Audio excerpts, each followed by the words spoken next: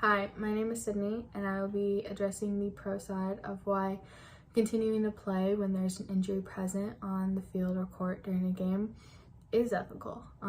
We'll be discussing how athletics are serious activities or events where parties or opponents are competing for ownership of this thing, and in our case, this thing is victory. And when doing so, they're not necessarily concerned with opponents having fun or the well-being or safety of their opponents. And that's why we have rules and regulations to help us maintain and account for injuries, because they are present in sports and athletics.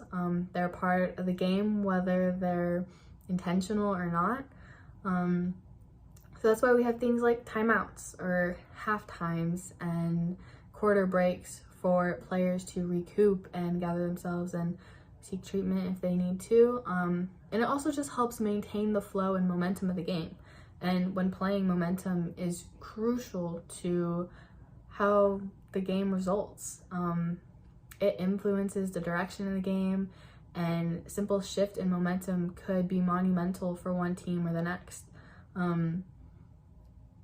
Just as simple from inning to inning, whether you have a bad inning defensively to offensively, could really just give the other team an opportunity to take advantage of that little momentum and build on their own.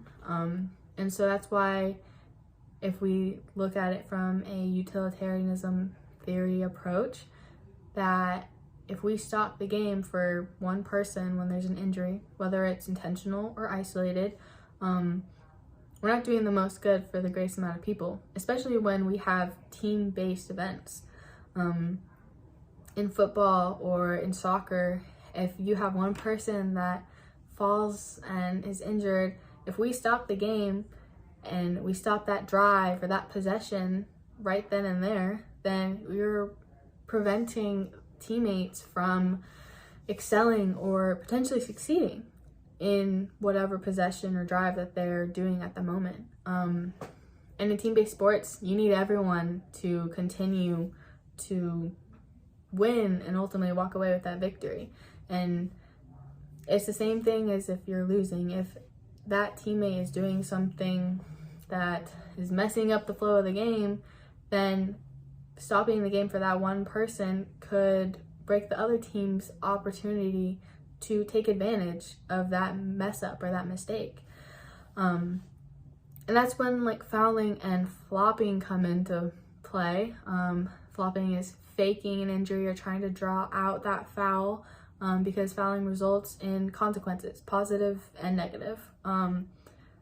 The receiving team usually gets the positive consequence, like an extra 5 to 10 yards, their opportunity to advance to the next bag. And in doing so, that happens after the play, or it allows the play to continue to keep the flow of the game going. But intentionally faking it would result in things like when a Bengals player saw that they had too many people on the field and instantly dropped to the floor faking an injury. And that prevented their opponent from potentially getting extra yards towards their goal line. And that could have impacted the game and potentially given them an opportunity to come away with a win or to decrease the lead. So that's why we should not stop play when there's an injury, because it would impact the game more drastically than it would by letting the actual process of that drive or that possession play out. Hi, my name is Elizabeth Swanson, and today I'm going to address how continuing to play despite injury on the pitch is unethical. To begin, I would like to highlight how doing so is ultimately an issue of fairness. Sure, continuing to play while someone is injured is not technically cheating. However, would your team really have scored said points if the injury never occurred? Let's take basketball for an example. One teammate rolled their ankle, broke it, and is now lying on one side of the court. This team now only has 4 able-bodied athletes to compete. Yet, these athletes may be more worried about the safety of their teammate and not give their full attention to the game. Therefore, when the opposing team runs down the court and scores 2 points on a layup, it is only because one person wasn't marked and the opposing team was distracted by their injured friend, so their defense was subpar at best. It holds the same argument as would you rather win a blowout game or win a close matchup. You obviously leave the game feeling better if you won a close matchup. You're going to feel better if you got those points with all 5 able-bodied members. So stopping the play to address the injured player and make substitutions if necessary would reinstate the sense of fairness that was once lost. Now I'd like to talk about the safety of all players. There comes a time where we have to hang up our shoes and stop playing. Athletics is not everything.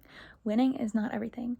Although it may feel like it sometimes, one victory is not more important than the safety of ourselves, our opponents, and our teammates. Caring more about winning than our safety is ultimately wrong. Doing so falls under the ethical theory of egoism. Instead of caring about people with potentially life-threatening injuries, you would rather score the goal, get the touchdown, get the points, and maybe get your name in the paper. This mindset is relatively selfish, as you put the game and your needs over the health and well-being of others. If we don't stop play, the already injured player lying on the ground can get injured even worse, too. Football, for example, has a very compact nature. A lot of the players are typically huddled in one area of the field. If a player were to get injured and were lying on the ground, they could easily get trampled, causing further injury for them or maybe even injuring another player who wasn't aware that there was someone on the ground. On top of that, if someone were to get fouled, say in soccer, for example, and the play were to continue, teammates might retaliate against the aggressor.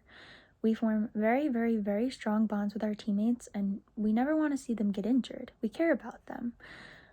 So we might retaliate against the other team. But by stopping play, we give everyone a chance to calm down and prevent fighting from breaking out or prevent any future fouls as well. Therefore, as soon as the referee is made aware of an injury, play should stop to avoid any worse situations from occurring. Finally, stopping play is particularly essential if the injury is life-threatening. I would like to highlight recent and sad events in football to display this. A couple weeks ago, a Buffalo Bills player by the name of Damar Hamlin was playing in a football game against the Bengals. He tackled T. Higgins and instantly went into cardiac arrest from the encounter. He was a healthy man now facing a life-or-death situation. The athletic trainers were able to rush on the field and start performing CPR. If the referee decided to continue play even by 10 extra seconds, this CPR would have been delayed. But performing CPR in a timely manner is imperative. The delayment of resuscitation could have had fatal consequences for Hamlin. His heartbeat was luckily restored on that field because of the fast-acting medical team. He is now healing and in remission. But if he was not granted that fast-acting service he received because playing the game was more important, then Hamlin may have easily passed away on that field. Again, there comes a time where we all have to hang up our shoes and stop playing. However, none of us want this to happen earlier than we anticipate. Continue to play while an individual is on the ground can easily cause a premature end to their career and maybe even their life. No amount of winning is worth dying for. Thank you. In response to Liz's statement regarding the importance of value of winning versus the safety and well-being of other players, while safety is by far the most important factor, I think that winning and continuing to play gives everyone on the field an opportunity to find success, which could inevitably enable them to reach their goals or dreams, which could give them a better quality of life.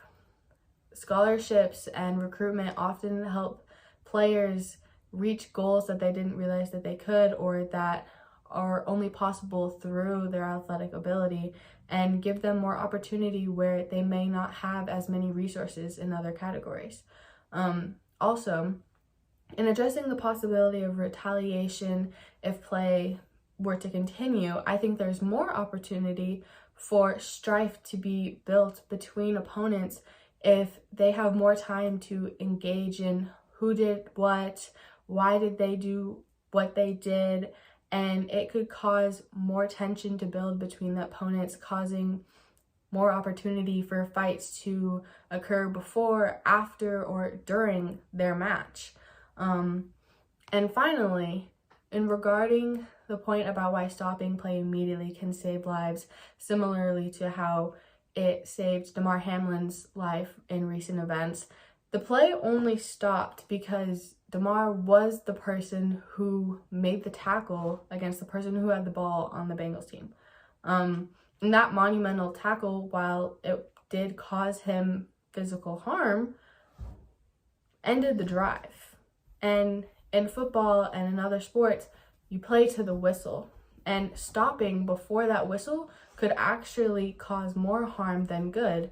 While it may address that one injured player on the field, it could cause potential injuries later on in that play when there's a possibility of one player not realizing that there's an injured player on the field, and while the other person whose teammate is the one that's injured notices it, they let up.